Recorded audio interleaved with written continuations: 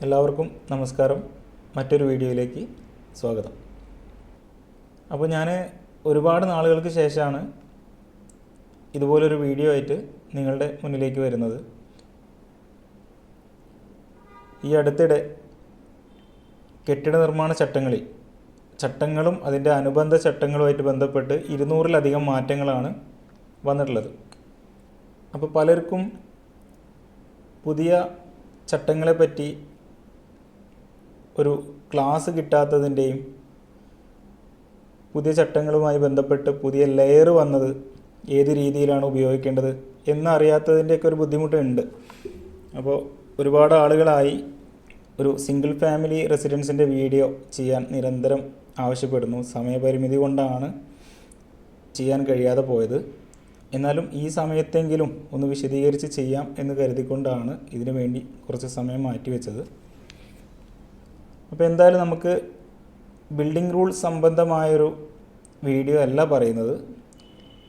പുതിയ layer use ചെയ്തുകൊണ്ട് ഒരു സിംഗിൾ ഫാമിലി റെസിഡൻസ് 300 മീറ്റർ സ്ക്വയറിൻ്റെ മേലേക്ക് ഏരിയ വരുന്ന ഒരു സിംഗിൾ ഫാമിലി റെസിഡൻസ് പുതിയ ലെയർ യൂസ് ചെയ്തുകൊണ്ട് എങ്ങനെയാണ് ചെയ്യേണ്ടത് എന്ന് പറയുന്നതിൻ്റെ കൂടെ പുതുതായിട്ട് വന്നിട്ടുള്ള ലെയർ എന്തിനെല്ലാം വേണ്ടിയാണ് യൂസ് ചെയ്യുന്നത്, എങ്ങനെയാണ് ഉപയോഗിക്കേണ്ടത് എന്നുള്ള കാര്യം കൂടി ഒന്ന് വിശദീകരിച്ച് പറയാൻ ശ്രമിക്കുകയാണ്. അപ്പോൾ നമുക്ക് എന്തായാലും ലെയർ മാട്രിക്സിലേക്ക് കടക്കാം.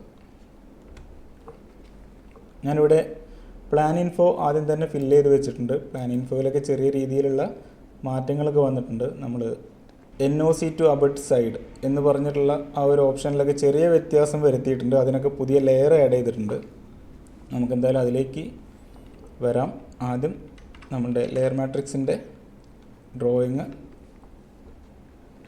ഒന്ന് ഓപ്പൺ ചെയ്ത് വയ്ക്കുക.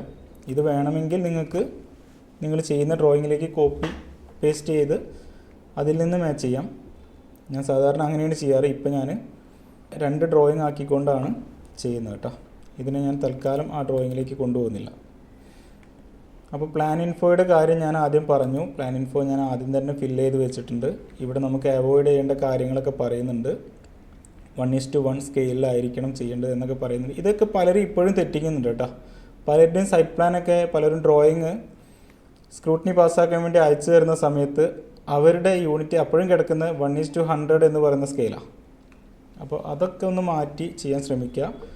ബ്ലോക്ക് റെഫറൻസസ് ഒഴിവാക്കുക, ഇൻ്റർ കണക്റ്റഡ് ഹാച്ചസ് ഒഴിവാക്കുക. ഇതൊക്കെ എല്ലാവർക്കും അറിയുന്ന കാര്യമാണെങ്കിൽ പോലും പലരുടെയും ഡ്രോയിങ്ങിനകത്ത് ഇത്തരത്തിലുള്ള പ്രശ്നങ്ങളുണ്ട്. 0 ലെയർ അവോയ്ഡ് ചെയ്യുക, സ്പ്ലൈനൊക്കെ ഒഴിവാക്കി ചെയ്യുക കേട്ടോ. ഓക്കെ, അതൊന്നും ഞാൻ റിപ്പീറ്റ് ചെയ്ത് പറയുന്നില്ല. ഇതൊന്നും പുതിയ ലെയർ വന്നതിന് ശേഷം ശ്രദ്ധിക്കേണ്ട കാര്യങ്ങളല്ല. തുടക്കത്തിലെ നമ്മൾ പഴയ ലെയർ ഉള്ള സമയത്തും നോക്കി പോരുന്ന കാര്യങ്ങൾ തന്നെയാണ് കേട്ടോ. അപ്പോൾ ആദ്യം നമ്മൾ ഡ്രോയിങ് ഓപ്പൺ ആക്കുന്ന സമയത്ത് അനാവശ്യമായി ലെയർ പ്രോപ്പർട്ടീസിനകത്ത് കിടക്കുന്ന ലെയേഴ്സൊക്കെ ഒന്ന് ഒഴിവാക്കുക. ഇവിടെ പ്ലാൻ ഇൻഫോ വന്നിട്ടുണ്ട്. അപ്പോൾ പ്ലാൻ ഇൻഫോൻ്റെ ലെയർ ഞാൻ ഈ ടെക്സ്റ്റ് ഇവിടെ കിടക്കുന്നത് കൊണ്ടാണ് ആ ലെയർ വന്നിട്ടുള്ളത്. അപ്പോൾ അത് നമുക്ക് ആവശ്യമുള്ള ലെയറാണ്. പിന്നെ 0 ലെയറിൽ നമ്മൾ ഡ്രോയിങ് ചെയ്യാതിരിക്കുക. ഇപ്പം ഞാൻ ഈ പ്ലാൻ ഇൻഫോ ഒഴികെയുള്ള എല്ലാ ഒബ്ജക്റ്റുകളും സെലക്ട് ചെയ്യുമ്പോൾ സ്മാർട്ട് എന്ന് പറഞ്ഞ ലെയറിലാണ് കിടക്കുന്നത്. കണ്ടോ, ഞാൻ റെഡ് കളർ ആക്കി വെച്ചിട്ടുള്ളത് മാച്ച് ചെയ്യുമ്പോൾ എത്ര ഏരിയ മാച്ചായി പോകുന്നുണ്ട്, ഏതെങ്കിലും ഭാഗം വിട്ടുപോയിട്ടുണ്ടോ എന്നുള്ള കാര്യങ്ങൾ ശ്രദ്ധിക്കാൻ വേണ്ടിയിട്ടാണ്. കാരണം PDF ഡ്രോയിങ്സ് ജനറേറ്റായി വരുമ്പോഴായിരിക്കും നമ്മളിവിടെ മാച്ച് ചെയ്ത് കൊടുത്തതിൽ എന്തെങ്കിലും പ്രശ്നങ്ങളുണ്ടെങ്കിൽ, അതായത് site plan print, service plan print, floor plan print, section elevation, ഇതിൻ്റെയൊക്കെ പ്രിൻ്റ് എന്ന് പറഞ്ഞ ലെയർ മാച്ച് ചെയ്യുന്നതിലുള്ള പ്രശ്നം കൊണ്ടാണ് കൂടുതലും PDF ഡ്രോയിങ്സിൽ പ്രശ്നങ്ങൾ വരുന്നത്. അപ്പോൾ അത്തരത്തിലുള്ള ഒരു പ്രശ്നം ഒഴിവാക്കാൻ വേണ്ടിയിട്ടാണ് ഞാൻ ഇങ്ങനെ ഒരു റെഡ് കളറിൽ ആദ്യം ഡ്രോയിങ് സെറ്റ് ചെയ്ത് അതിന് ശേഷം ലെയർ മാച്ച് ചെയ്ത് വരുന്നത് കേട്ടോ.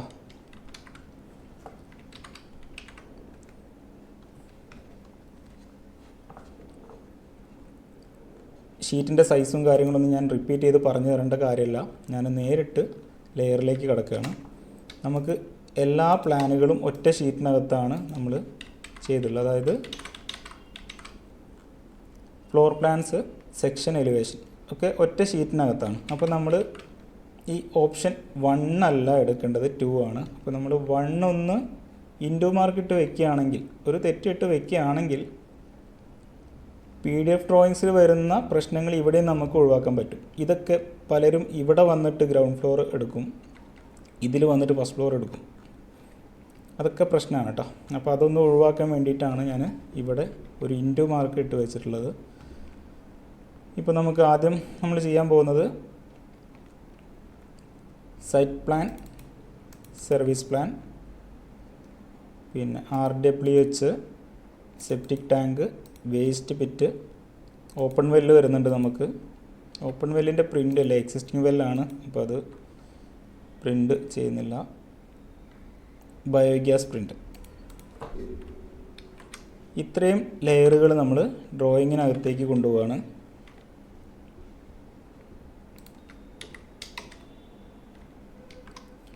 ആദ്യം സൈറ്റ് പ്ലാൻ പ്രിൻ്റ് മൊത്തത്തിൽ നമ്മളൊന്ന് മാച്ച് ചെയ്ത് കൊടുക്കുക.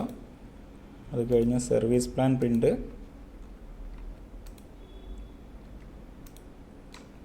അടുത്തത് RWH ആണ്. RWHും ആ ഷീറ്റും കൂടി ഞാനൊന്ന് മാച്ച് ചെയ്ത് കൊടുക്കുന്നുണ്ട്. അത് കഴിഞ്ഞാൽ സെപ്റ്റിക് ടാങ്ക്,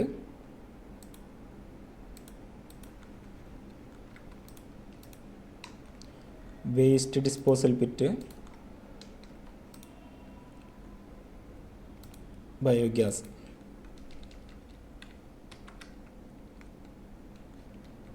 അത് കഴിഞ്ഞതിന് ശേഷം അതൊന്ന് ഡിലീറ്റ് ചെയ്യാം.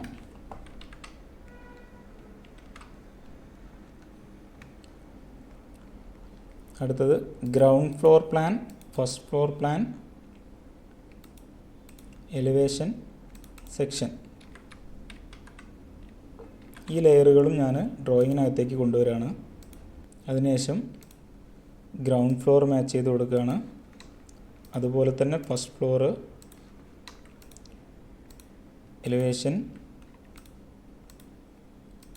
സെക്ഷൻ, അതിൻ്റെ കൂടെ ആ ഷീറ്റും.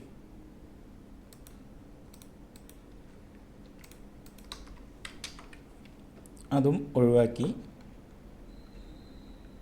ഇത് ഞാൻ താക്ക് പ്ലാൻ ഒന്ന് വരച്ച് വെച്ചതാണ്.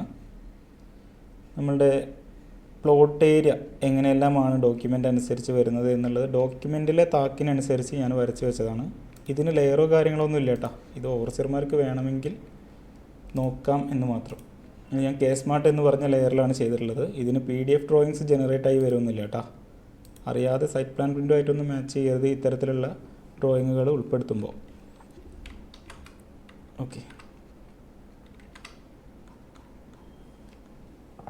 അതിനുശേഷം എക്സ്കാവേഷൻ നമുക്കില്ലാത്തത് കൊണ്ട് അത് ചെയ്യുന്നില്ല.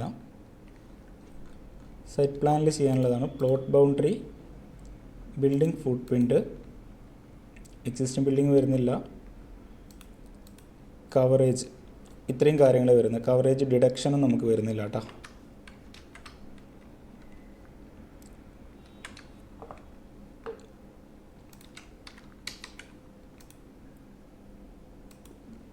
പ്ലോട്ട് ബൗണ്ടറി മാച്ച് ചെയ്തു. അടുത്ത ബിൽഡിംഗ് ഫുട് പ്രിൻ്റാണ്. ഫുട് പ്രിൻ്റ് മാച്ച് ചെയ്തു. ഇതിൻ്റെ താഴെ ഉണ്ട് കേട്ടോ, ഇവിടെ ഉണ്ട്. അടുത്ത കവേർഡ് ഏരിയ, അതും ഇവിടെ ഉണ്ട് കേട്ടോ. ഓക്കെ. റോഡിൻ്റെ ലെയറൊക്കെ നമ്മൾ കളർ കോഡ് കറക്റ്റായിട്ട് കൊടുക്കാൻ ശ്രദ്ധിക്കുക കേട്ടോ.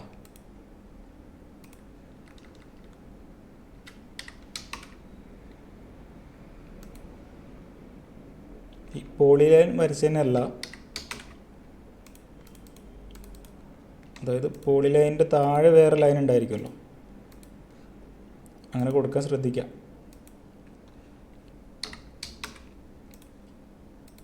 ആ ലൈനിനൊക്കെ കളർ കോഡ് കൊടുക്കുന്നത് നന്നായിരിക്കും.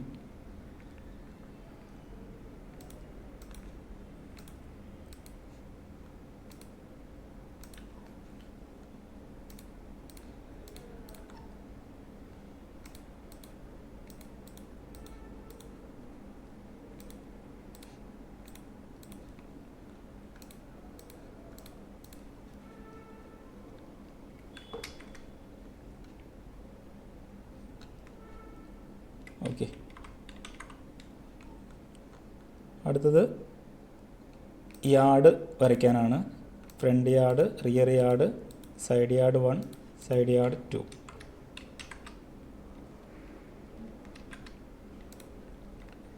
യാർഡ് വരയ്ക്കുമ്പോൾ മുമ്പ് നമ്മൾ ഈ പുതിയ അമെൻമെൻറ്റ് വരുന്നതിന് മുമ്പ് പറഞ്ഞിട്ടുണ്ടായിരുന്നു പ്ലോട്ട് ബൗണ്ടറിക്ക് പെർപെൻഡിക്കുലർ ആക്കിയിട്ടാണ് യാർഡ് വരയ്ക്കേണ്ടതെന്ന്, അതായത് ഈ രീതിയിൽ.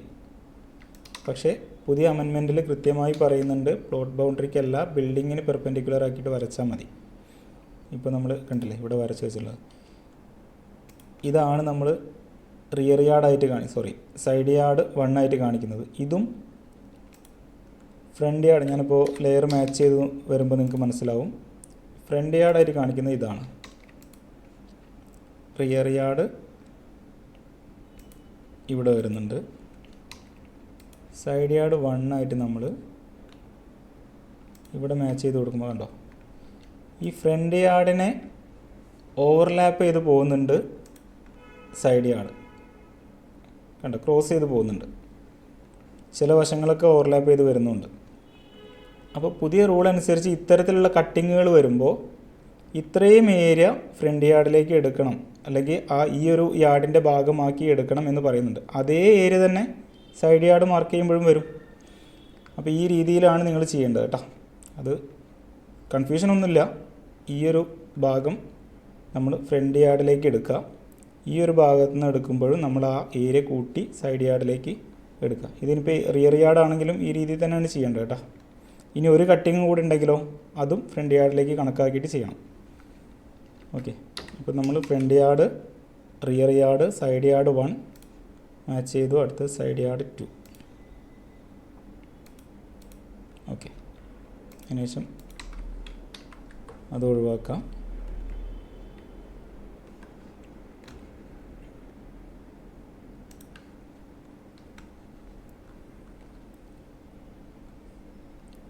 ഇതൊന്നും നമുക്ക് വരുന്നില്ല കേട്ടോ. ടു ബി ഡിമോളിഷ്ഡ്, അതൊക്കെ നിങ്ങൾക്ക് അറിയാമല്ലോ, അതിലൊന്നും മാറ്റങ്ങൾ വന്നിട്ടില്ല. അടുത്തത് 4 യാർഡ്സ് വിത്തൗട്ട് ഓപ്പണിങ്സ്. അതായത് നമ്മൾ പ്ലാൻ ഇൻഫോയിൽ മുമ്പ് ഇവിടെ ഓപ്പണിങ്സ് ഇല്ല എന്നുള്ളത് നമ്മൾ ടെക്സ്റ്റിൽ യെസ് ഓർ നോ അല്ലെങ്കിൽ നോട്ട് ആപ്ലിക്കബിൾ കൊടുത്തിരുന്നു.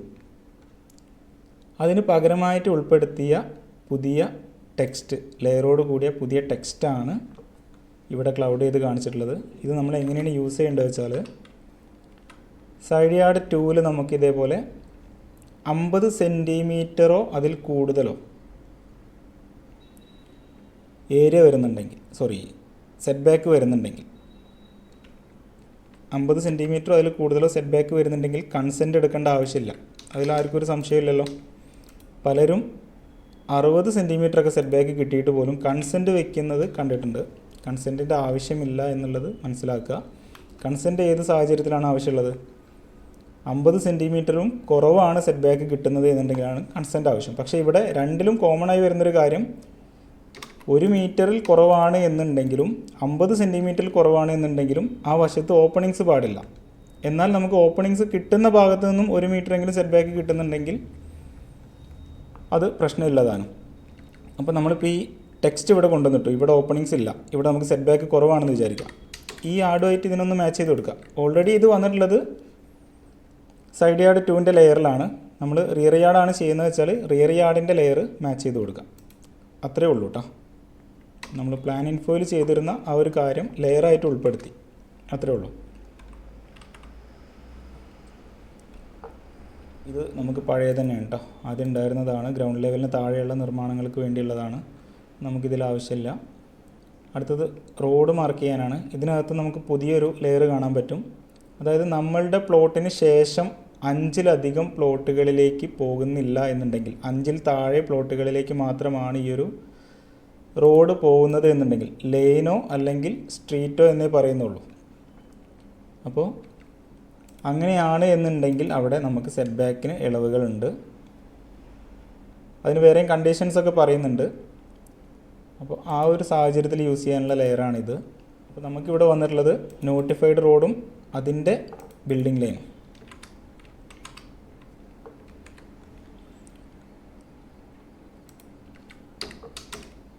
അതൊന്ന് മാച്ച് ചെയ്ത് കൊടുക്കുന്നുണ്ട്.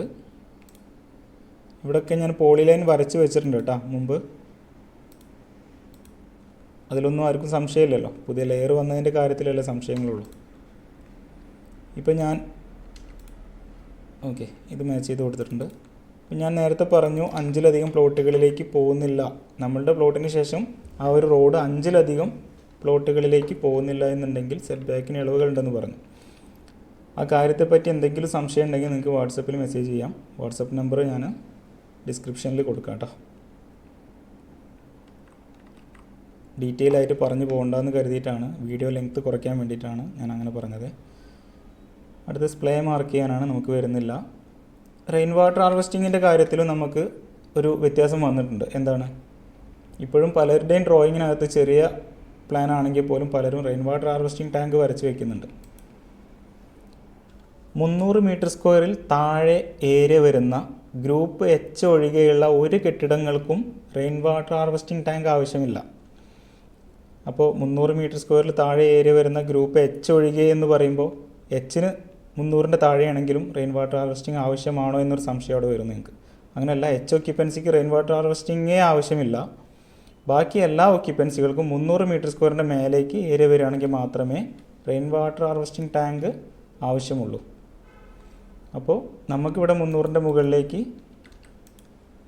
ഏരിയ വരുന്നുണ്ട്. ഈ ടെക്സ്റ്റും ഈ ലെയറും സെയിം ആയതുകൊണ്ട് ഞാൻ ടെക്സ്റ്റ് മാത്രം ഒന്ന് കോപ്പി ചെയ്യുന്നുണ്ട്. അതിൻ്റെ കൂടെ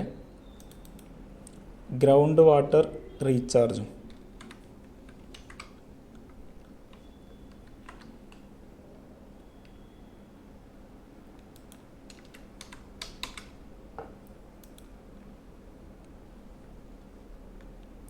റെയിൻ വാട്ടർ ഹാർവെസ്റ്റിംഗ് നമ്മളിവിടെ കാണിച്ചിട്ടുള്ളത്.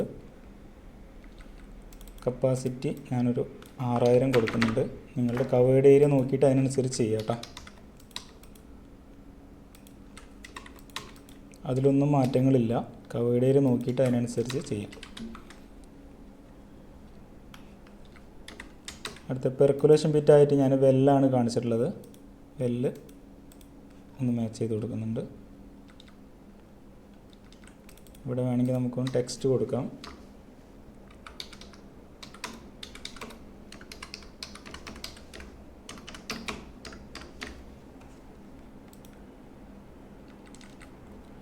ഓക്കെ,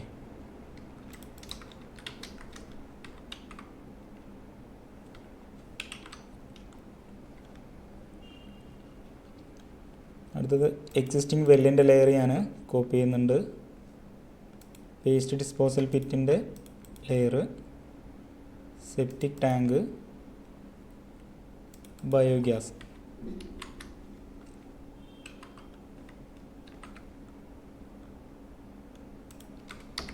എക്സിസ്റ്റിംഗ് വെല്ലിൻ്റെ ലെയർ മാച്ച് ചെയ്ത് കൊടുക്കുന്നുണ്ട്.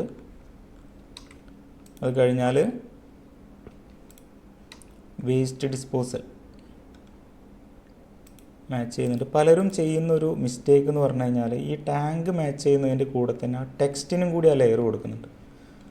അതിൻ്റെ ആവശ്യമില്ല കേട്ടോ. അടുത്ത സെപ്റ്റിക് ടാങ്കും സോക്ക് പിറ്റും ഞാൻ അതേ ലെയറിൽ കാണിക്കുന്നുണ്ട്. അടുത്ത ബയോഗ്യാസ്, ബയോഡീഗ്രേഡബിൾ വേസ്റ്റാണ് എൻ്റെ ലെയർ വരുന്നത്.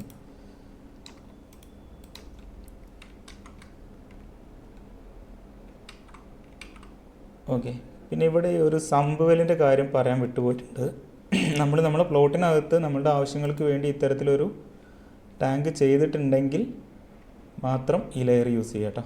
ഇതൊന്നും മാൻഡേറ്ററി അല്ല. നമ്മളെ പ്ലോട്ടിനകത്ത് ചെയ്തിട്ടുണ്ടെങ്കിൽ ആ ലെയർ യൂസ് ചെയ്യാം. അടുത്ത് ഓവർ ഹെഡ് ഇലക്ട്രിക് ലൈൻ വരുന്നില്ല.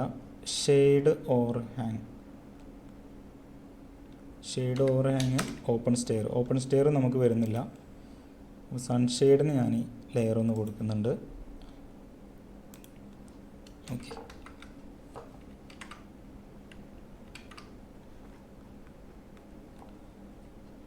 സോളാർ വരുന്നില്ല. സോളാറിൻ്റെ ഒക്കെ നമുക്ക് ആദ്യം റൂഫ് ഏരിയയ്ക്ക് അനുസരിച്ചായിരുന്നു സോളാർ കൊടുത്തിരുന്നത്. റൂഫ് ഏരിയൻ്റെ 50%. ഇപ്പോൾ അതിനൊക്കെ ഒരു ഏരിയയ്ക്ക് അനുസരിച്ച് ഇത്ര കപ്പാസിറ്റി എന്നുള്ള രീതിയിലൊരു കാൽക്കുലേഷൻ ബിൽഡിംഗ് റൂൾ ഉൾപ്പെടുത്തിയിട്ടുണ്ട്. അപ്പോൾ അത് നോക്കിയിട്ട് നിങ്ങളുടെ ഏരിയ എത്രയാണോ, ഒക്യുപ്പൻസി ഏതാണോ അതിനനുസരിച്ച് കാണിക്കുക കേട്ടോ.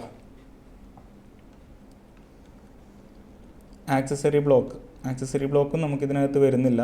ആക്സസറി ബ്ലോക്കൊക്കെ നമുക്കിപ്പോൾ കൊമേഴ്ഷ്യൽ ഒക്യുപ്പൻസിക്കും അതുപോലെ വിദ്യാഭ്യാസ കെട്ടിടങ്ങൾക്കും, എഡ്യൂക്കേഷണൽ ബിൽഡിങ്ങുകൾക്കും കൊമേഴ്ഷ്യൽ ബിൽഡിങ്ങുകൾക്കും കൂടി ആക്സസറി ബ്ലോക്ക് ഉൾപ്പെടുത്തിയിട്ടുണ്ട്. മറ്റുള്ള ഒക്യുപ്പൻസികൾക്ക് മെയിൻ ബിൽഡിങ്ങിന് വേണ്ടുന്ന ടോയ്ലറ്റോ അല്ലെങ്കിൽ ഇത്തരത്തിലുള്ള അനുബന്ധ കെട്ടിടങ്ങളോ നിങ്ങൾ ആക്സസറി ബ്ലോക്കായിട്ട് കാണിക്കരുത് കേട്ടോ, അത് കാണിക്കാൻ പറ്റില്ല. അടുത്തത് ഒക്യുപ്പൻസി ഡേറ്റ്. ഇവിടെ പറയുന്നുണ്ട് 2019 നവംബർ 8 മുമ്പ് ഒക്യുപ്പൻസി കിട്ടിയതാണോ അല്ലയോ എന്നുള്ളത് ടെക്സ്റ്റ് വെച്ച് കാണിക്കാൻ പറയുന്നുണ്ട്. ഇത് എന്തിനു വേണ്ടിയാണെന്ന് വെച്ചാൽ നമുക്ക് ഈ ഒരു ഡേറ്റിന് മുമ്പ് പുതിയ റൂള് 2019 പുതിയ റൂള് വന്നിട്ടുള്ളതെന്നുള്ള എല്ലാവർക്കും അറിയാം. ആ ഒരു നിയമം വരുന്നതിന് മുമ്പ് നിലവിലുള്ള കെട്ടിടമാണെങ്കിൽ മുകളിലേക്ക് നിർമ്മിക്കുന്ന ഏരിയ അല്ലെങ്കിൽ അതിനോട് കൂട്ടിച്ചേർത്തെടുക്കുന്ന ഏരിയയ്ക്ക് മാത്രം സെറ്റ് ബാക്ക് ലഭ്യമാവുന്ന രീതിയിൽ ചെയ്താൽ മതി. അപ്പോൾ ആ ഒരു കാര്യം കാണിക്കാൻ വേണ്ടിയിട്ടാണ് ഈ ഒരു ലെയർ ഉൾപ്പെടുത്തിയിട്ടുള്ളത് കേട്ടോ. ഓക്കെ, സൈറ്റ് പ്ലാനിൽ ചെയ്യേണ്ടത് ഇത്രയും കാര്യങ്ങളേ ഉള്ളൂ. അടുത്തത് നമുക്ക് ഫ്ലോർ പ്ലാനിൽ ചെയ്യാനുള്ള കാര്യങ്ങളാണ് ഇത്രയും കാര്യങ്ങൾ. അപ്പോൾ ഞാനിവിടെ ഗ്രൗണ്ട് ഫ്ലോറിൻ്റെ നമുക്ക് പ്രപ്പോസലാണ് കേട്ടോ വരുന്നത്. അപ്പോൾ ഗ്രൗണ്ട് ഫ്ലോറിൻ്റെ ബിൽട്ടപ്പ് ഏരിയ ലൈന്, ഫസ്റ്റ് ഫ്ലോറിൻ്റെ ബിൽട്ടപ്പ് ഏരിയ ലൈനും അതിൻ്റെ കൂടെ ഫസ്റ്റ് ഫ്ലോറിൽ കട്ടൗട്ട് വരുന്നുണ്ട്. പിന്നെ ഫുൾ ഡിഡക്ഷൻ നമുക്ക് പോർച്ചൊന്നും വരുന്നില്ല, ഹാഫ് ഡിഡക്ഷൻ ഗ്രൗണ്ട് ഫ്ലോറിൽ മാത്രമാണ് വരുന്നത്. അപ്പോൾ ഇത്രയും ലെയർ ഞാനൊന്ന് ഡ്രോയിങ്ങിലേക്ക് പേസ്റ്റ് ചെയ്യുന്നുണ്ട്. അതിനുശേഷം ഗ്രൗണ്ട് ഫ്ലോറിൻ്റെ ബിൽട്ടപ്പ് ഏരിയ മാച്ച് ചെയ്ത് കൊടുക്കുന്നുണ്ട്. കഴിഞ്ഞതിന് ശേഷം ഫസ്റ്റ് ഫ്ലോറിൻ്റെ ബിൽട്ടപ്പ് ഏരിയ മാച്ച് ചെയ്യുന്നുണ്ട്. അടുത്തത് ഫസ്റ്റ് ഫ്ലോറിൻ്റെ കട്ടൗട്ട് മാച്ച് ചെയ്ത് കൊടുക്കുന്നുണ്ട്. അടുത്തത് ഗ്രൗണ്ടിൽ ഹാഫ് ഡിഡക്ഷൻ സിറ്റ് ഔട്ടാണ്, സിറ്റ് ഔട്ടിൻ്റെ ഹാഫ് ഡിഡക്ഷൻ്റെ ലെയർ കാണിക്കുന്നുണ്ട്. ഓരോന്നും ചെയ്യുമ്പോൾ സേവ് ചെയ്ത് പോവാട്ടോ.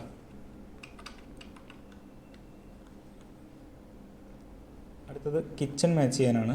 നമുക്ക് ഒരൊറ്റ സിംഗിൾ യൂണിറ്റേ വരുന്നുള്ളൂ, ഒറ്റ യൂണിറ്റേ വരുന്നുള്ളൂ. അതിൽ കിച്ചൺ 1ഉം 2ഉം കൂടി കാണിക്കാതിരിക്കുക. കിച്ചൺ 1ൻ്റെ ലെയർ മാത്രം യൂസ് ചെയ്യുക കേട്ടോ.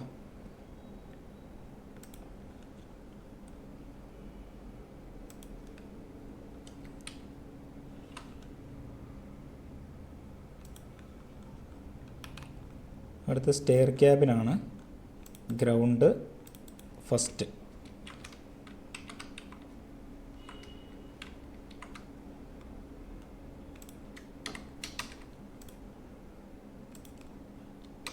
ഗ്രൗണ്ട് മാച്ച് ചെയ്തു, ഫസ്റ്റ് മാച്ച് ചെയ്തു. ഞാൻ കുറച്ച് ഫാസ്റ്റായിട്ടാണ് പറഞ്ഞു പോകുന്നത്, മനസ്സിലാവും എന്ന് വിചാരിക്കുന്നു. ഷീറ്റ് റൂഫ് നമുക്ക് വരുന്നില്ല.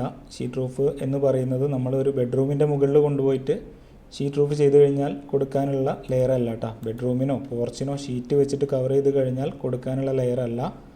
റൂൾ 74 കൃത്യമായി വായിച്ച് നോക്കുക. നമ്മൾ വെതർ പ്രൊട്ടക്ഷന് വേണ്ടിയിട്ട് സിംഗിൾ ഫാമിലി റെസിഡൻസിൻ്റെ ടെറസ് ഫ്ലോറിൽ സൈഡുകൾ ഓപ്പൺ ആക്കിക്കൊണ്ട് എല്ലാ വശങ്ങളും 1.2 മീറ്റർ ഹൈറ്റിൽ വരുന്ന പാരപ്പറ്റ് കൊടുക്കാം. അതല്ലാതെയുള്ള ചുമര് കെട്ടി അടയ്ക്കാതെയുള്ള ഓപ്പൺ ടെറസിൽ നൽകിയുള്ള ഷീറ്റ് റൂഫിംഗ്, അത്തരത്തിലുള്ള നിർമ്മാണങ്ങൾക്ക് വേണ്ടിയിട്ടാണ് ഈ ഒരു ലെയർ ഉൾപ്പെടുത്തിയിട്ടുള്ളത് കേട്ടോ. അടുത്ത ബിൽഡിംഗ് സൊല്യൂഷൻസ്.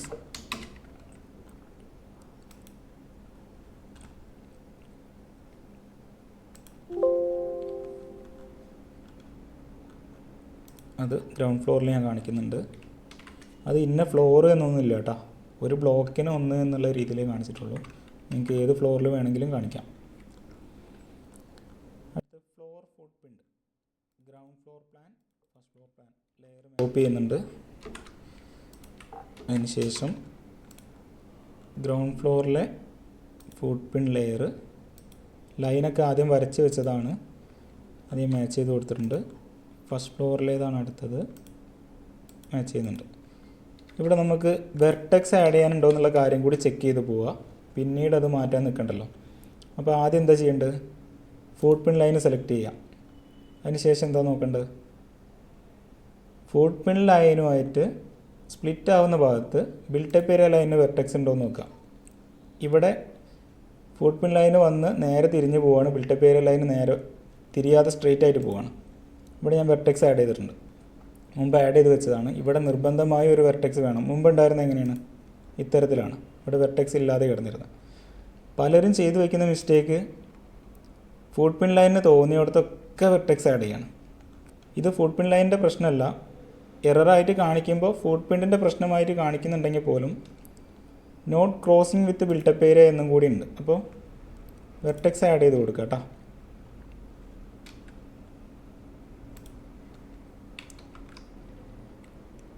അത്രേ അതിൽ ചെയ്യാനുള്ളൂ. അപ്പോൾ ഫ്ലോർ പ്ലാനിൽ ചെയ്യേണ്ട കാര്യങ്ങളും കഴിഞ്ഞു. ഇനി ഗ്രൗണ്ട് ലെവൽ, റൂഫ് ലെവൽ, ഇത്രേ ചെയ്യാനുള്ളൂ. വളരെ പെട്ടെന്ന് നമുക്ക് ചെയ്ത് തീരും കേട്ടോ.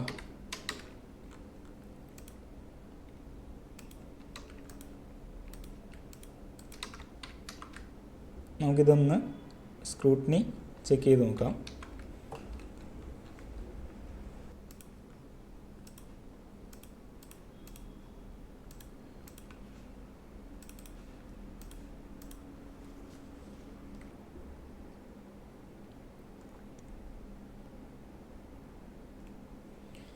കണ്ടോ, ഇവിടെ കൃത്യമായിട്ട് സ്ക്രൂട്ടിനി അക്സെപ്റ്റ് ആയിട്ടുണ്ട്.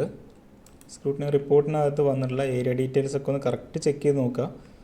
അതായത് നമുക്ക് സ്ക്രൂട്ടിനി അക്സെപ്റ്റ് ആയി എന്ന് കരുതിയിട്ട് നമ്മൾ ചെയ്ത ഡ്രോയിങ് എല്ലാം ക്ലിയർ ആണ് എന്നർത്ഥമില്ല. നമ്മൾ ചെയ്യുന്നതിൻ്റെ മിസ്റ്റേക്കുകൾ കൊണ്ടും സ്ക്രൂട്ടിനി അക്സെപ്റ്റ് ആയി വരും. അതായത് ബ്ലോക്ക് റൂൾ വാലിഡേഷൻ ഏറ്റവും നല്ലൊരു ഉദാഹരണമാണ്. ബ്ലോക്ക് റൂൾ വാലിഡേഷൻ ചില ലെയറുകൾ നമ്മൾ തെറ്റായി നൽകിയത് കൊണ്ട് അതിൻ്റെ റീഡിങ് നടക്കാതെ വരുമ്പോഴും സ്ക്രൂട്ടിനി അക്സെപ്റ്റ് ആവാറുണ്ട്. അത് നമ്മൾ റൂൾ വെരിഫിക്കേഷനിൽ അപ്ലോഡ് ചെയ്യുമ്പോഴായിരിക്കും ഈ പ്രശ്നം നമ്മൾ മനസ്സിലാക്കുക കേട്ടോ. അപ്പോൾ അതൊക്കെ ഒന്ന് ചെക്ക് ചെയ്യുക. അതിൻ്റെ കൂടെ തന്നെ PDF ഡ്രോയിങ്സ് വന്നിട്ടുള്ളത് കറക്റ്റാണോ എന്ന് നോക്കുക. ഇങ്ങനെ മാത്രം എടുത്ത് നോക്കിയിട്ട് കാര്യമില്ല, പ്രിവ്യൂ കൂടി എടുത്ത് നോക്കണേ. പ്രിവ്യൂവിൽ ടെക്സ്റ്റുകൾ കറക്റ്റാണോ, വായിക്കാൻ പറ്റുന്ന രൂപത്തിലാണോ എന്ന് നോക്കുക. വായിക്കാൻ പറ്റാത്ത രീതിയിലൊക്കെ വരുന്നൊരു പ്രശ്നമുണ്ട്. അതൊക്കെ നമ്മൾ തയ്യാറാക്കുന്ന ഡ്രോയിങ്ങിൻ്റെ പ്രശ്നമാണ്. അപ്പോൾ ഇതൊക്കെ ചെക്ക് ചെയ്തതിന് ശേഷം വേണം നിങ്ങളൊരു ഡ്രോയിങ് ആപ്ലിക്കേഷനിൽ പോയി സബ്മിറ്റ് ചെയ്യാനായിട്ട്. അപ്പോൾ എല്ലാവർക്കും ഒരു സിംഗിൾ ഫാമിലി റെസിഡൻസിന് ഏത് രീതിയിലാണ് ലെയർ മാച്ച് ചെയ്ത് കൊടുക്കേണ്ടത് എന്നുള്ളത് മനസ്സിലായിട്ടുണ്ടാവുമെന്ന് വിചാരിക്കുന്നു. കാര്യമായുള്ള മാറ്റങ്ങളൊന്നും സിംഗിൾ ഫാമിലി റെസിഡൻസിൻ്റെ ലെയറിൽ വന്നിട്ടില്ല. ജനറൽ ലെയർ മാട്രിക്സിലൊക്കെ നമുക്ക് നോക്കിയിട്ടുണ്ടെങ്കിൽ ഒരുപാട് മാറ്റങ്ങൾ കാണാൻ പറ്റും. എന്തായാലും നമുക്ക് അടുത്ത വീഡിയോ ഒരു കൊമേഴ്ഷ്യൽ ബിൽഡിങ്ങിൻ്റേത് തന്നെ ആക്കാം. മറ്റൊരു വീഡിയോയിൽ നമുക്ക് വീണ്ടും കാണാം. Thank you.